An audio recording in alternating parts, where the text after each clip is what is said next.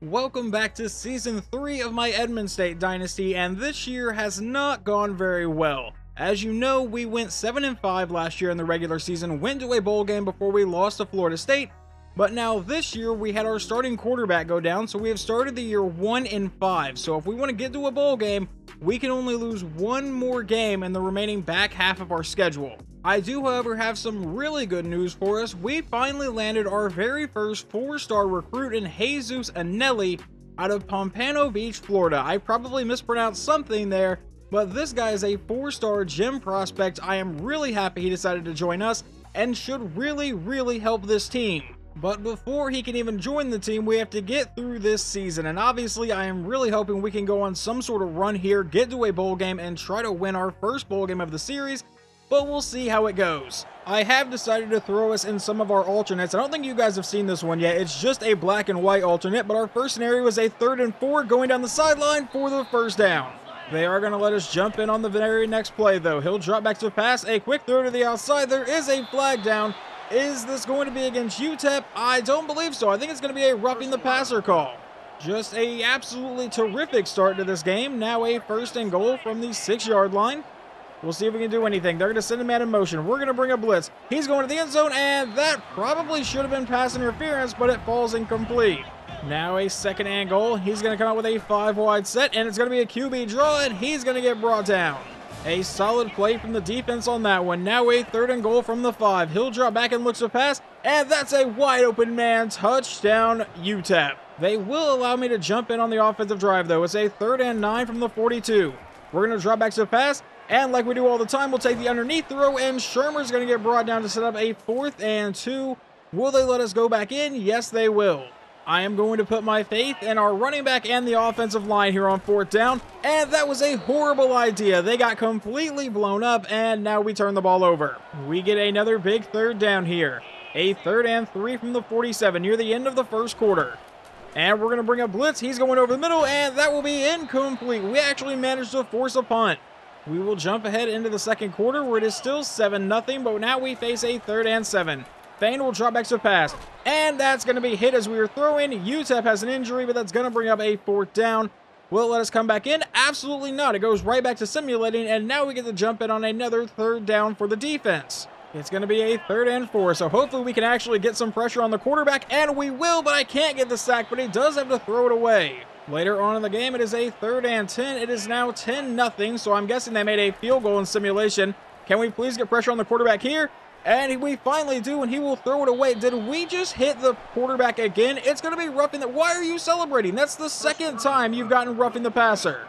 They would end up with a touchdown following that, so now it's 17-0. We'll come out for a 2-minute drill here on offense. And a wide open man on the outside is caught by Bond, and that's going to be a gain of maybe about 7 yards. 2nd and 3 with the clock still running. Thane will drop back to pass again, and we're going to be under pressure getting sacked on the play, and UTEP will burn a timeout. I have really no clue how this team seemingly got worse. All we have lost is our quarterback so far, and our offense is completely inept without him apparently. And we're going to try to fire this over the middle, and that'll be incomplete. It hit the tight end's hands, but he could not hold on to it. And would you look at this, we're now in garbage time with a 4th and 17 with 8:05 here to go in the game, down 27-0. We're going to try to go to the tight end downfield, and that one gets deflected away. Yeah, we're just going to go to the end of this game. Final score of this one, 33-0. So now to get back to a bowl game, we would have to win out on the season, and something tells me that's not very likely to happen. And it really doesn't look like Hunter Fane could do anything today. 10 of 32 for 121 yards, no touchdowns, and an interception. On the ground, we only got 38 yards on 11 carries. And then I didn't want to go to blocking. I wanted to go to receiving because Shermer got 3 for 31, and that was our leading receiver.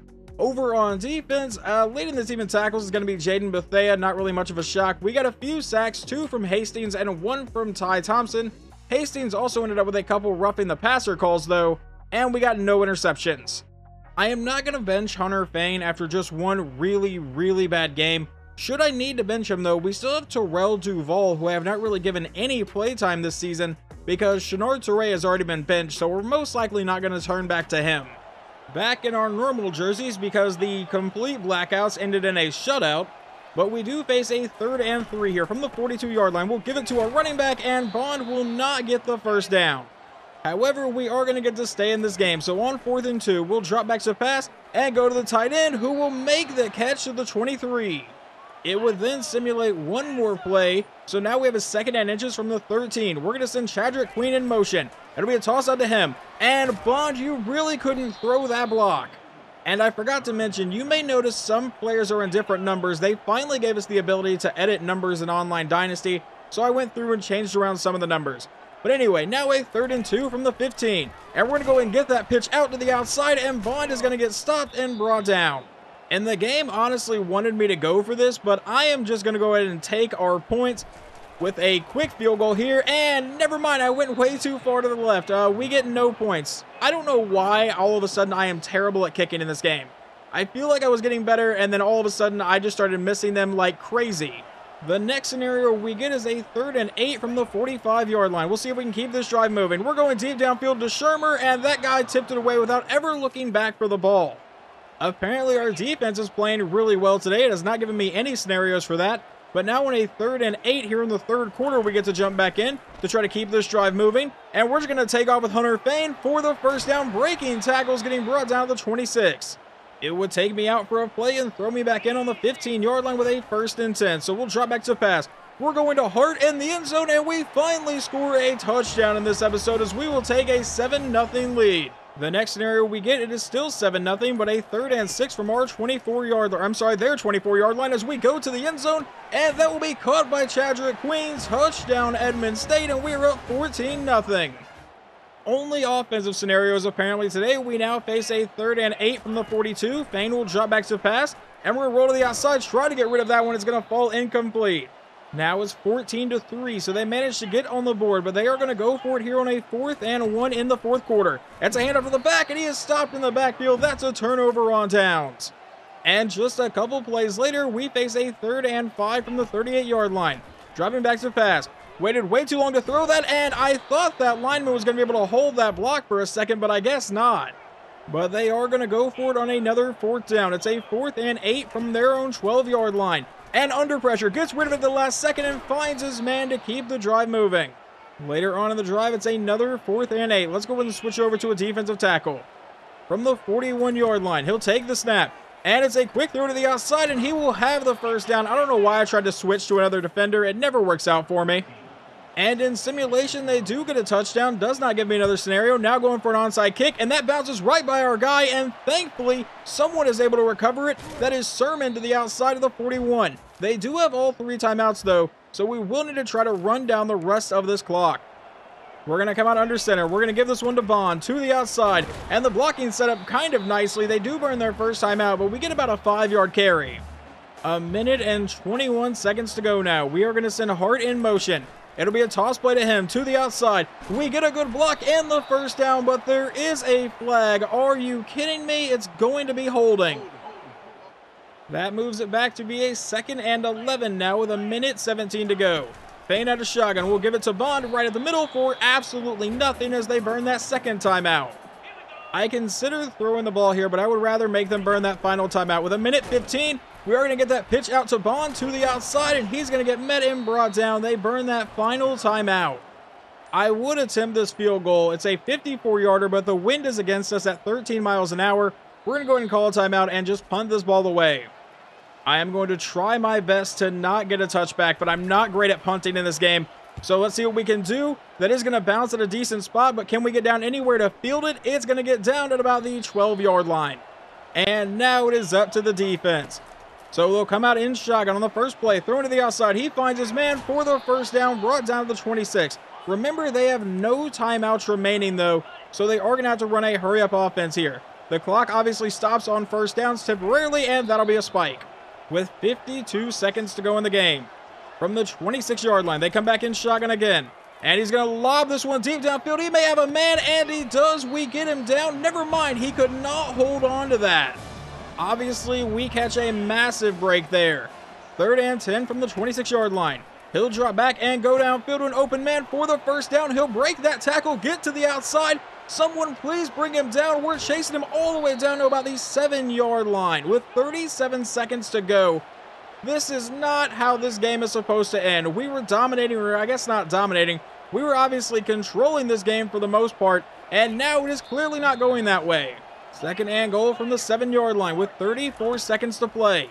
He will drop back to pass. He's going to go to the end zone to an open man, but luckily he was out of bounds. Now a 3rd and goal. They come back in shotgun again. He'll drop back to pass. We're getting pressure. He breaks away from the sack, but is brought down by Isaiah Hastings, and they're going to have to run a no-huddle offense here. 4th and goal from the 12-yard line. The game comes down to this. They're getting the play from the sideline. See if we can get pressure on the quarterback again. The clock is down to 12 seconds. He drops back to pass, going to the end zone, and that'll be intercepted by Hooks, and he is brought down to the 1-yard line. That means we cannot knee this ball. We obviously would have been a lot better with him just knocking it down. Let's see if we can actually gain at least a yard here. Hand off to Bond, and he will have the first down. We are going to get our 2nd win on the season. So our very, very slim hopes of a bowl game will remain alive, despite the fact that Liberty did not want to wake up until the 4th quarter and almost won this game. But either way, we get out here with a victory, and Hunter Fane played at least decent today. His final stats for today, 18 of 27 for 195 yards and 2 touchdowns. On the ground, Bond ran for 96 yards on 23 carries. And then receiving, Rowe got 6 catches for 74 yards and a touchdown. And I think I've called him Chadrick Queen multiple times in this episode. That is not who that is, and I do apologize. Tony Livingston got 6 catches for 60 yards. Hart got 3 for 43 to score, and then Bond 2 for 11. But what about over on defense? Leading the team in tackles is Stephylon Green, the defensive tackle. We got 3 sacks today, 1.5 from Green and 1.5 from Hastings. And then obviously Percy Hooks, the senior corner, coming away with the game-winning interception. Moving on to week 9, we have a bye week, so here is your quick recruiting update. We have added several players to the board here, but the one I really am going after is quarterback Nathan Tuttle. He's a 4-star out of Mobile, Alabama. And he's going to come in with 91 throw power, 84 short accuracy, 83 medium, and then he has, I believe, a bronze step-up ability, which would be pretty cool, but he is so far we are the only one going after him. But moving on from him, we obviously have several guys that have already committed. I am really getting excited about this class. I think it's going to bring in a lot of help, and obviously I am hoping that Jesus Anelli is not the only 4-star recruit we can bring in. But that is going to be it for week 9 of this season, so now we can jump right to week 10 and see if we actually get any of those guys to commit. And we actually will have someone commit. 4-star right tackle Jim prospect Scotty Werner out of Edmond, Oklahoma, so he's not looking to move very far. But now we get to go on the road and travel to 5-3 Jacksonville State, who is obviously competing for a conference championship. I think there is still a chance we could get to the conference championship game, but we're going to need a lot of help. And we have our first scenario of the game. We face a 3rd and 4 from their 30-yard line. We're going to run this read option, give it to Bond, who goes up the middle, tries to make that man miss, and is brought down to the 18. But that does mean we get to stay in on a 1st and 10. It's a toss out to Shermer on the outside, and make that man miss. Lyle Shermer into the end zone. Touchdown, Edmond State. Jacksonville State faces a 3rd and 13 on the following drive from the 47-yard line. He's going downfield to a wide open man, 1st down. Just a few plays later, they now face a 3rd and 10 from the 11-yard line. And is that going to be a false start or a neutral zone infraction? Well, since they're showing our guy, it's going to be ruled encroachment. Well, that makes this a little bit more interesting. We'll drop back going over the middle, and we hammer his receiver, but they rule he got a 1st and goal. In simulation, they would then score a touchdown, so it is 7-7. We come out on our next drive, and we're going to go deep downfield for Lyle Shermer, who's in a foot race, makes the catch, and he is gone. Another touchdown for Edmond State. We are still up 14-7 as we get our next scenario, a 3rd and 10 from the 42. We'll drop back. We're going to go to the tight end, but he overthrows it, and luckily that was not intercepted. We then get another offensive scenario, this time a 3rd and 5 from the 39.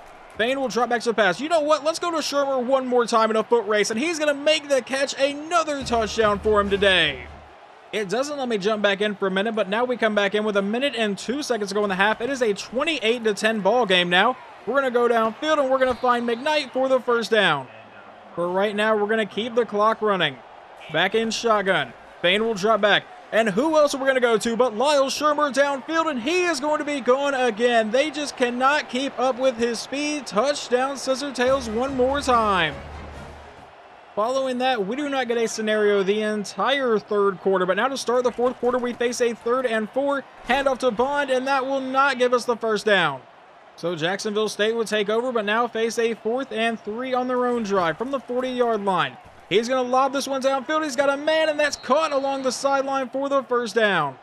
It would take me out, and they would score a touchdown in simulation. So now it's 35-19. They're going for it on another 4th down, but he's getting sacked on the play. We would take over and not be able to do much with the ball, apparently, in simulation. So now we're going to try to kick a long field goal here. And we're going to see if I can actually manage to kick this one good. The kick is away, and it is off the bottom bar and through.